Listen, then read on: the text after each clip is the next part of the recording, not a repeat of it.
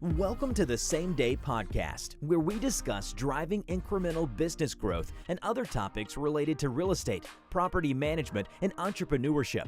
Now to the show at hand. Yoni Schmidt here, hosting today's episode of the Same Day Podcast, where I connect with top business and real estate leaders. Past guests include Noah Bleicher, Director of Operations of Capital Homes, Chris Lyle from State Farm, and Scott Reeves, Senior Vice President of Commercial Lending at Chickasaw Community Bank. Today's episode is brought to you by Keyrenter Property Management. At Keyrenter Property Management, we are a full-service property management company helping our clients buy, renovate, and operate real estate. We help our clients build wealth while taking the headache out of property management. Listen, Dick and Diane, we've helped Kurt Volk acquire a 3-package single-family residential home portfolio in Midwest City, Oklahoma, and completely renovated one of those houses. That's why no matter what rental you have, single-family house, condos, townhouses, apartments, we have the management solutions that you need. Go to KeyrenterPMC.com or email us at KeyrenterPMC.com for more information. Before introducing today's guest, I want to give a big thank you and shout out to Ryan and Jared Blackstone from Blackstone Company, and thank them for introducing us to Dick and Diane, who have since we've met them, really enriched our lives. Go check out their website at blackstonecompany.com. Today on the Same Day Podcast, we are honored to welcome the dynamic duo of the real estate world, Dick and Diane Higgins. As the founders and former owners of Main Street Property Management, they've built an impressive legacy in the property management sector, managing over 200 properties and cultivating remarkable relationships with their clients. Their journey in real estate spans over 2 decades, showcasing their unparalleled expertise and passion for connecting people with their dream homes and investment opportunities. After successfully selling their business to Keyrenter Property Management, Diane transitioned into a role that continues to influence the property management landscape as a business development manager, further expanding her impact in the industry. Together, they have not only built a formidable personal investment portfolio, but also dedicated themselves to helping others achieve their real estate goals. Beyond their professional achievements, Diane and Dick are deeply committed to their community in Northwest Arkansas. Their work with organizations like Cobblestone Farms and Beautiful Lives Boutique demonstrates their dedication to making a difference in the lives of others. Diane's involvement in children's education and her role in the local church further illustrate her commitment to fostering positive community growth. Relocated from Texas over a decade ago, they have embraced the culture and beauty of Northwest Arkansas, making it their home and a central part of their incredible journey. With degrees from Baylor University and the University of Arkansas, respectively, Dick and Diane's educational backgrounds in finance and marketing have been instrumental in their success. Today, we are thrilled to dive into their story, learn from their experiences, and get inspired by their journey. Welcome, Dick and Diane, to the Same Day Podcast. And that was the longest intro that I've ever done, but you deserve it, and no one else deserves it more. Thank you. Sweet. Very kind. We've had a long time, so we have a long story. Yeah. Yeah, I love it. Thank you so much for being here. We'll dive right in. Diane and Dick, you've built an impressive portfolio in real estate over the years. Can you share what initially drew you to the world of property management and real estate investments? Dick tells this story the best. Well, I had a friend in doing property management, and I asked him for a job, and he said, "What do you want to do? You want to paint? What do you want to do?" I said, "Well, I want to do what you want to do." And he said, "Absolutely not. I don't want a partner." But he said he would help us he didn't want any more business, and so he said, "I will feed you," is exactly what he said, and that's how we got started. And I leaned heavily on Steve, and it worked. We worked really hard. It's not an easy job, and there's nothing. He knows that. Yeah, that's right. I'm not telling you anything. No. Preaching to the choir here. It's somebody was talking about that last night. And I said, well, first of all, you have to decide. Yeah, I'll clean that bathroom. That's part of it. It's a tough job. It just is. Yeah. But we really enjoyed the contact with all the different people. Mm-hmm. I love that. Yeah. My dad used to pay me an allowance for cleaning his apartment, and that's how I would earn my keep. But it's nice to know that there are good people along the way who are also willing to help and educate and watch you grow. and invest in you. So that's a great way to start. Thank you, Dick. With over 2 decades of experience in real estate, Diane, what are some key lessons that you've learned in the industry that you think are crucial for success? Well, I think for me, and the reason I think I just recently realized how much I love real estate and admit it, openly, um, because of the relationships. And I think that we've found success because we do prioritize that. And sometimes it costs you money to do the right thing. And sometimes, a lot of times actually in real estate it does. And but to me, the real gold in life is those relationships. And so we have friends that we'll have till we die through real estate. And I think that's why I love it so much. And it pays pretty well too. So Yeah, yeah, it love can. it. Yeah, relationships, they're just such a key component to success in this industry. And if you don't know how to build them and foster them and grow them, it may be tough. Dick, as someone who enjoys the hands-on aspects of property management, what strategies have you found most effective for building those strong relationships with tenants? With tenants. Oh gosh. Okay. Hands on. Well, I was going to. I don't know if you can see my fingers or not, but I was painting this morning. I'm still working on one of our duplexes, but I really think, that being directly involved, whatever it may be, and being willing to help somebody, whatever their problem is, or is certainly, and then developing those relationships with the people that will actually come and do the repair. Mm-hmm. I'm guys that I can do a lot of stuff, but I'm just as likely to do it wrong the first time, and take 3 hours instead of 35 minutes or whatever. But and I think really valuing the tenant, as well as I recently read someone's lease agreement, and I would not sign that agreement. It was so demeaning. It was golly, Yeah. anybody but it was like, golly, no, I don't want to do that, because I respect those people. It's just like the guy that, like you say, you used to clean. I mean, guys, you get dirty, you get filthy, but it has to be done. You have to respect all the different things that happen. You have to have respect for people on both sides, and I think that's especially true with tenants. They to us, they were not really just tenants. They were the people that were helping us with our business. So if it was our own place, they're paying my mortgage, for crying out loud. It's Right. you gotta have, I Yeah. think you have to have respect for people, whatever that is, whatever their role is. So Yeah. one little part of our story that you might have not have really delved into is that back in 2008, we had some rental properties, and at the same time we were going through a transition, moving back to Texas, and we had to sell all those properties and lost our shirts. Oh my goodness, we took a bath.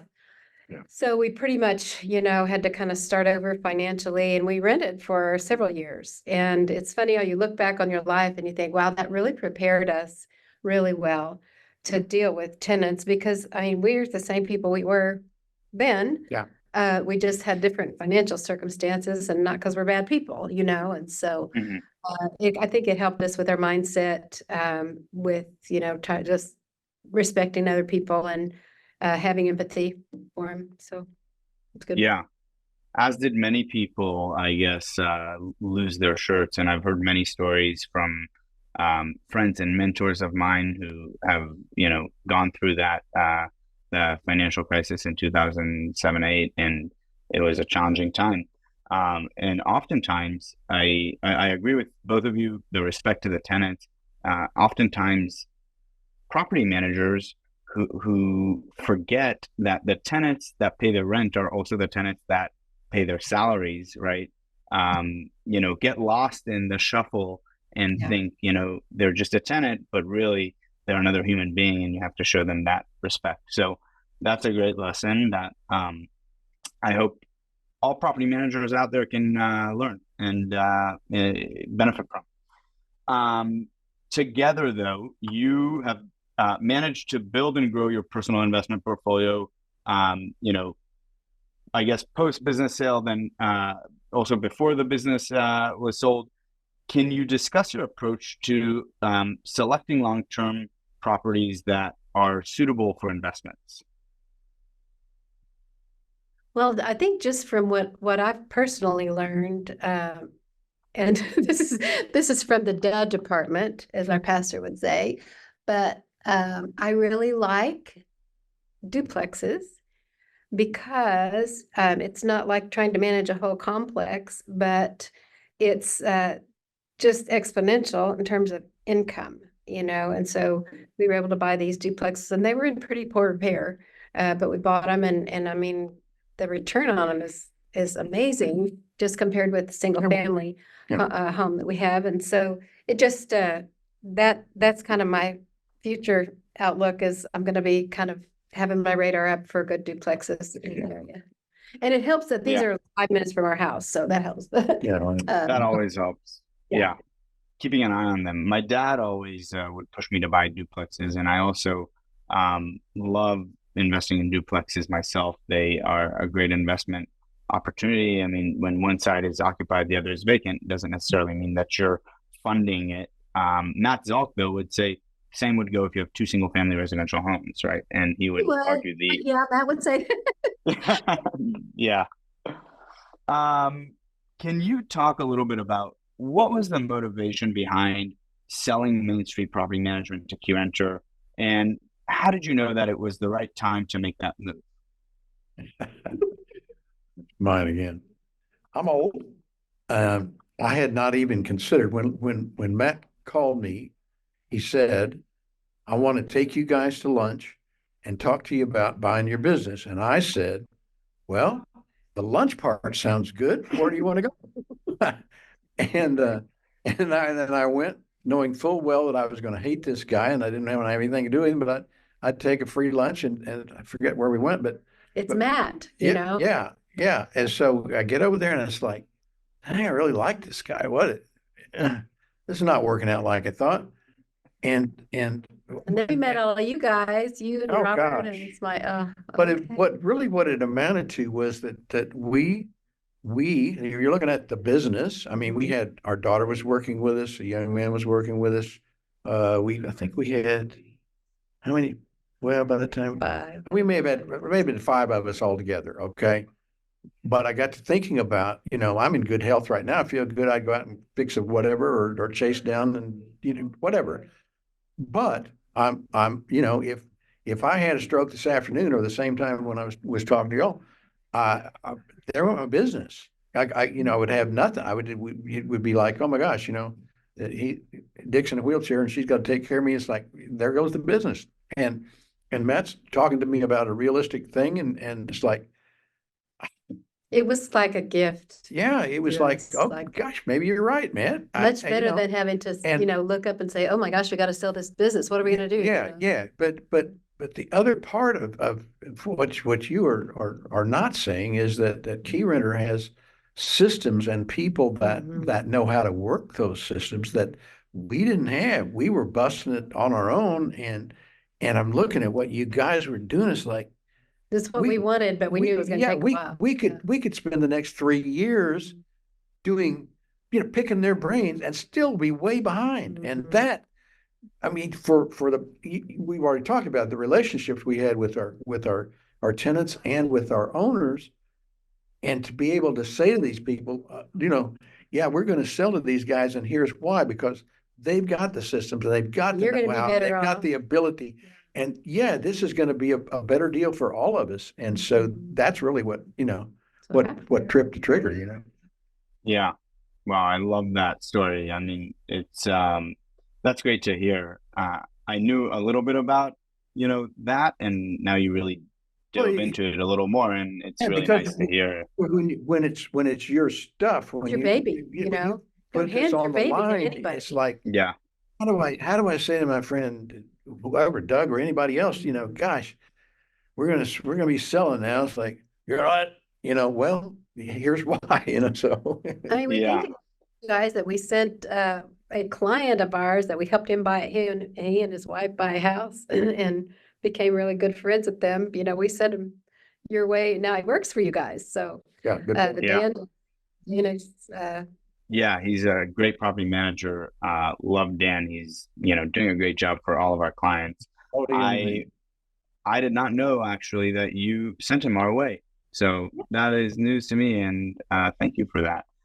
You answered this next question a little bit.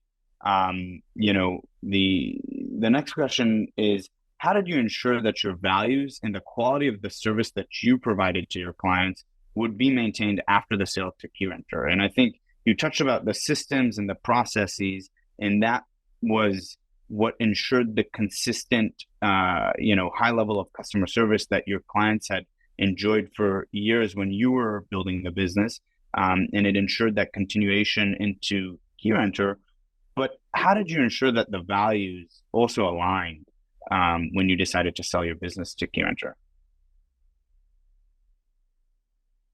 well, I think we knew that we were culturally and we were aligned with values just because of the time we spent with you guys before we pulled the trigger. Mm-hmm. It gave us adequate time to figure that out, and to make sure that we kind of were on the same page there, but also just staying on for about a year with you in different roles, capacities that just kind of helped us to know, that everybody was doing well, and it also gave our clients a little bit of comfort to know we were still involved and that we weren't just, leaving the country. Yeah. So, yeah. Yeah, Yeah. we loved having you, and I think I told you that before you decided to go leave and work in the nonprofit world, and now subsequently come back into real estate and launch your own team, in your own business at Remax. Is that I wish you wouldn't and leave us. So that was a great time, and I appreciate and valued that. What advice would you give other entrepreneurs or property management, industry leaders and business owners that would consider selling their business? And then how can they prepare their company a little more to be attractive to potential buyers? Oh man. That's a mouthful. Yeah, those are good questions. We found, well, and again, let's go back and talk about something we haven't brought up. But we all went through that COVID thing, and when that Mm-hmm. hit, it was like, oh my God, what is this going to do to my business? We were terrified, and within a week, maybe a week and a half, we knew what we were going to do because everybody stayed home, and so we had so much more work than we could imagine. Repairs And again, y'all came along somewhere along in there where we were only working 7 days a week, all and usually not more than about 16 hours. And so, it was yeah. To encounter guys like yourself that are not only able but excited about expanding their business and doing a good job and attracting more good people into the organization, as well as investors that want to take care of their properties. I mean, it was refreshing to us to meet you guys and to know that you were not only able to, but were indeed going to expand and do more and get better at what you were doing. When we met, we had some book that I can't remember. Do you remember the name? The Go-Giver. Go-Giver. The Go-Giver. Yeah, that was. I mean, it did that. I don't think you guys rehearsed that before. I think it was just. I think it was what was going on. But it was awesome. Did we give you that book, or did I give you that book, or Matt were gave you? discussing it in your staff, and I forget who was doing what, but we saw us like, wait a minute, these guys really are thinking about something besides just, how much money are we going to make this month and how are we going to increase next month and all. It's how you do it, and it's who you work with, and if at the end of the day, if we don't respect one another, and this is something we told our people, no matter on which side, at the end of the day, if you don't trust me and you don't feel, we don't need to do this anymore. We just, that's so important in every business, but especially in this where you got a guy sitting in Tulsa and he's got houses in wherever, and it doesn't matter where you are, but to know that you got people that are actually doing what they profess to do, and gosh, it's Love that. From my perspective, I feel like what I would do differently if I had it to do all over again is from the get-go, I would hire out the different functions. And property management is very complicated, as you know, in terms of just the structure of it, because you've got your, all your accounting. And I mean, it's all very interwoven because you've got, the rents come in and then you have your fees and you got to pay your vendors and then you pay the owner. It's very intricate. And so just kind of almost like the frog in the kettle thing. I mean, I started out doing it all and I knew at some point it's like, I need help here, but I was so busy and so entrenched in all of it. It was just, I could not crawl out to do that. So what I would tell entrepreneurs that want to start a property management business is from the beginning, you need to hire help to do those things that you don't necessarily need to be doing. You'll oversee it. I mean, I would want to oversee it, of course, but just paying all the bills and all the, all the things, it was just overwhelming. And so one of my strengths in life has been team building. Yeah. And I don't feel like I built a very good team, but I was too busy in the business to build the team. And so we would have had a better organization had I stepped out of all the weeds and did what I do best, which is not accounting. But I had done what I'm strong in, and then hire other people to do what they're strong in. Well, and that becomes that's really the property manager's job, is not to go out and do it, and I struggled with that as well.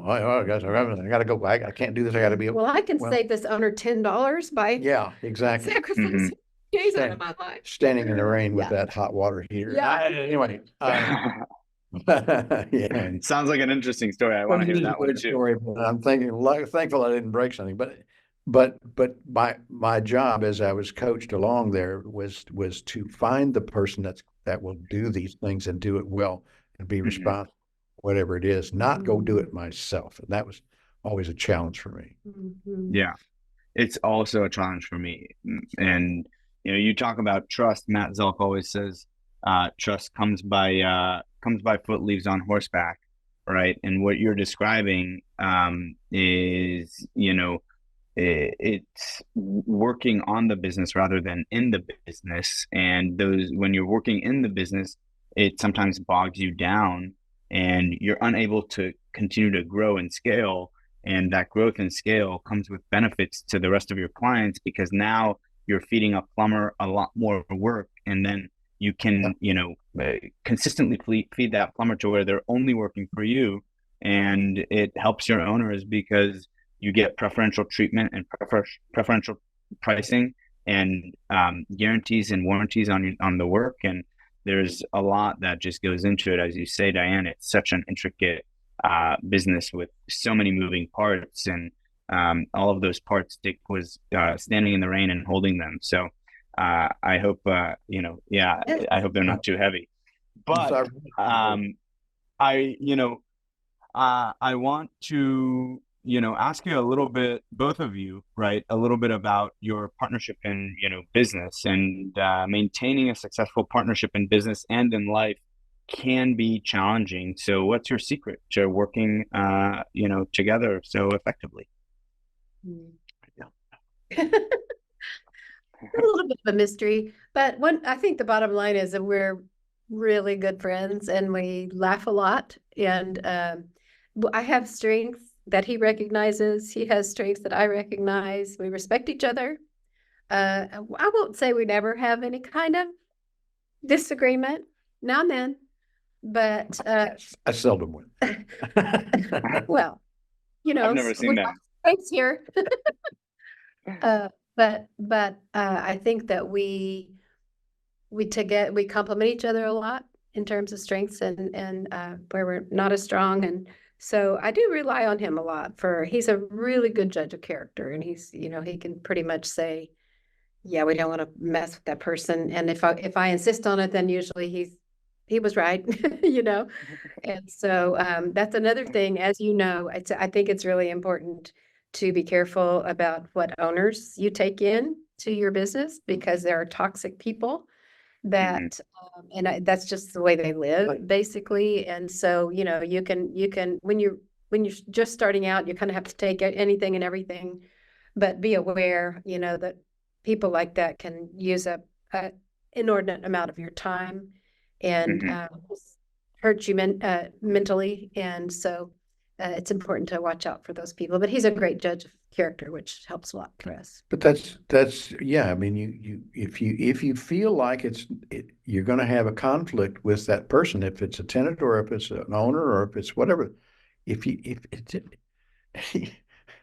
there are times when you're starting that you have to say yes to almost everything. But if there's something that's telling you not to do this, you probably shouldn't. And I did learn to say, thank you so much for visiting with us. I don't think we're a good fit for you. And that's easy to say. Yeah. Because that's easier than saying much easier up front than once you have something established. And again, you're not just talking about an owner, you're talking about an owner and a tenant and or more tenant. I mean, there's a lot of people, as you were saying a while ago, that are involved in this, and you're providing for people. Gosh, that's one of my proud parts of our business is that we help people. We help them with their lives. They got a place to live. Yeah. You got a place. You guys, like you mentioned, a plumber. Gosh, it's a huge thing. It is. Yeah. You're in everybody's life. You are. Yeah. Oftentimes, when you also push away those clients, that's when they double down and they really want to work with you more. Right? Yeah. People want what they can't have. The takeaway. Myself on you. It's the takeaway clause. I know. Yeah. That is definitely something I think I learned a little bit more from you, Diane, is how to actually say no to some business, because sometimes you see it and you get so excited over it and you're not thinking through it, because all you're thinking of, oh, I love the growth opportunity and this is going to contribute to the business. But if you end up spending 80% of your time on 20% of your clients, right, then you may not actually be growing a sustainable business in the long run. It hurts the whole team to take on people like that. So, yeah. Love that. Diane, right now, as an executive broker with RE/MAX Real Estate Results, can you tell us, and Dick, you're a licensed agent as well, and you're working under RE/MAX with Diane, of course, transferred over from Mike Parker, the esteemed Mike Parker from Prime Real Estate, who we absolutely love. And he's a very, very nice guy. But can you tell us what trends you're currently observing in the real estate market in Northwest Arkansas? Yeah, absolutely. We were just looking at stats this morning. All of our numbers are up. Okay, as far as how number of homes sold as compared to this time last year. Our average sale price in Benton County is $350, down from about 200. About 300 this time last year. But everything is creeping up because of interest rates going down. Things are starting to come alive again. We had a pretty quiet last quarter, but now I've gotten busy again. And I think, that's seasonal also. Every year it slows down at Christmas time, but then kind of picks back up in January, February. But we had a pretty robust slowdown last year. I think everybody did here. But the thing we have going for us here is that we don't have much inventory. And I know that's kind of nationwide, but we have a ton of people moving here because of Walmart. And so Walmart, you may or may not know, is building a new headquarters here. And I heard this morning they're going to be recalling like 5,000 people that worked for them before to come back into some of these executive positions. So the demand for Wow. real estate around here is going to really go up. And so that's, the builders are trying, trying to keep up, but it's a growing area. So we kind of are a little insulated from a lot of what's happening, I think, in other parts of the country as far as, prices falling and that. Our prices haven't fallen at all. So that's been nice. Prices are going up, and as she said, I found myself yesterday, I was going to run out a little town northeast of here for an inspection, and she called and said, "No, you don't have to go." And so I turned off the freeway, and I found myself on 8th Street, and 8th Street runs right through Walmart's home office, which is now a real home office instead of just an old warehouse. Yeah. That the warehouse they were in was the same warehouse that I called on Sam in 1971. They just wouldn't spend any money. But the new people that are running this thing now are saying, "Look, we're just the largest retailer in the world. So let's show it." I mean, golly, it is coming together, dude, and it is impacting us. People don't, everybody's, "Oh gosh, yeah, I know Walmart, gosh, I know what." Well, okay, but it's really impacting Northwest Arkansas, and it will continue powerfully for years to come.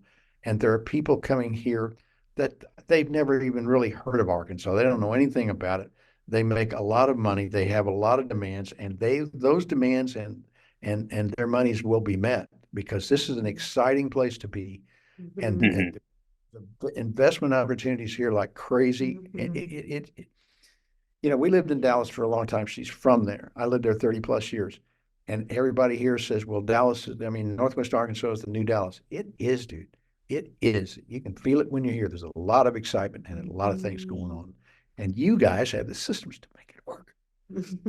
Love that. Yeah, I see the progress on the home office every time I'm in town, and it's just absolutely incredible. At some point, I heard that there was no access to concrete in the Northwest Arkansas area because Walmart needed all of it, and it was just, there was a big shortage. And they could have spent $1 billion on this home office. I don't even know. No, maybe not that much, but a lot of money. A lot. In conjunction with that, the Walton family has invested so much into this area, making it a wonderful place to live with bike trails and the beautiful museum we have and just all the things that make a place somewhere you want to live. And it's just getting better all the time. And they keep doing amazing, wonderful things. So it's really a cool place to be. Exciting place. Yeah. Crystal Bridges, great museum. Absolutely love it. For those who didn't know, it was designed by the same architect who built Yad Vashem, the Holocaust Museum in Jerusalem. And it's a really beautiful place. I guess maybe talking a little bit about investors specifically, trends that are more related to investors. Sometimes I get the sense that buying investment properties in Arkansas is difficult and you have to be a little bit opportunistic. A lot of the clients that we're serving are accidental landlords rather than intentional investors who are coming to the area and wanting to invest, even though we're getting a ton of calls from people who say, I would love to invest in Arkansas. And asset values, as you said, are high. So it's sometimes hard to make things cash flow unless you buy them cash and you're okay just letting it rip at a 5% interest or cash on cash return. And that's kind of the return profile that you want to see. Can you tell us a little bit about, I guess, strategies that you see with investors buying properties in Northwest Arkansas? Yes, I find the same thing that you were talking about is that, just for the last 6 months or so, it has been hard to get any kind of return that investors are looking for to begin with, just with the interest rates and all. But I think what I find is that I have a lot of investors that are interested in multifamily, and there's just not much multifamily for sale around here. Yeah. There's a lot being built. I think probably the best way to go is to contract with a builder, find some land, contract with a builder, and go about it that way rather than wait for something to be for sale, because it gets, things get sold immediately even before print we don't have much to choose from. So that's one thing I'm interested in doing is connecting with because I have so many buyers, I want to connect with owners of apartment complexes all over Northwest Arkansas just to see if they would consider selling and just Yeah. do some specking that way, you know. And I think a lot of from the investor's perspective, you're going to have to look forward. You can't. I don't know. I don't know about right now. I was trying to find some office space yesterday, and it was over in Johnson. I don't know. Anyway, and I was talking to this girl. I said, "Well, is there anything available?" She says, "We're a year out." I mean, they're pre-booking everything, and that's pretty much what's going on in the whole area. So if you're talking to an investor that wants to look at Northwest Arkansas seriously, then any major investments, you're going to be able to pick up some things here and there, but a major investment, someone that's really looking to the future. I strongly believe that this is I don't think it's a risk. I think it's an opportunity, and I think unless you just do something stupid, it's like, oh, I got to have that place. Well, okay, but if we did. Yeah, don't get too emotional. But seriously, I think that probably you're going to have to book out at least a year and with a builder and make some long-term plans. I don't think your return on your investment is going to be next week, but I'm absolutely convinced that the return is here and will continue to be here. This place is small nuts. I agree. I mean, so the strategies are just to look long-term horizon. And this is real estate in the long term tends to be forgiving. And, for those who may have purchased real estate over the last, call it 5 years and locked in a 30-year conventional rate that's at, 2, 3, 4%, consider buying your next home, right? Moving to your primary, call Dick and Diane, right? Have them find your next home and turn the one that you've locked in at a low rate into your investment property so that you can benefit from the depreciation and the tax benefits that come along with owning rentals, right? Because you have a lot of equity. All these people have a lot of equity. And tap into your next home and start building wealth. Yeah. And the scary thing is, as you mentioned, is once interest rates continue to decline, those asset values will start blowing up, making it more difficult to buy those investment properties. So the time to buy was yesterday, as Dick said. That's right. Prices are not going down. I hate using those cliches, but it's the truth, man. Like, today's the best day you got to buy something. Yeah. So finally, for both of you, what's next? I know you love spending time with your grandchildren, your 5 grandchildren. Is that correct? Your children? Almost five. She's going to be almost 5. Yeah. We are laying out our 5. Yeah. Almost 5. Yeah, we'll have the 5th in April. Yeah. Lorelei. Congratulations. And your kids are around, or I guess 2 of the 3 of your kids are living in the area. Are there new projects or ventures on the horizon in your real estate journey? I know that you talked a little bit about maybe planning a trip to Vietnam and visiting with your friends there who are also clients, I believe, of ours now, right? So what's next for Dick and Diane? Well, we're hoping we'll do a trip to Costa Rica as well this year. Yeah. And let's see what else. We're trying to lay out that calendar right now for this particular year and see where we're going to go. We've got ambitious goals for the number of closings for the year. So we want to we're making some pretty heavy plans. And I want to buy 2 more duplexes this year. There you go. I knew that was coming. There you go. I'm balancing the checkbook this morning, like, oh my gosh. I just haven't moved it to savings. Don't get too excited. You don't spend that money. Don't forget, Dick. Yeah, 2 more duplexes this year. Love it. Find it. That's the thing. Finding the right location and yeah. Yeah. Well, Dick, Diane, thank you so much for spending this time with us and sharing with your experience, sharing a little bit about your past and the exit that you made from Main Street, the stuff that you're doing and seeing right now in Northwest Arkansas.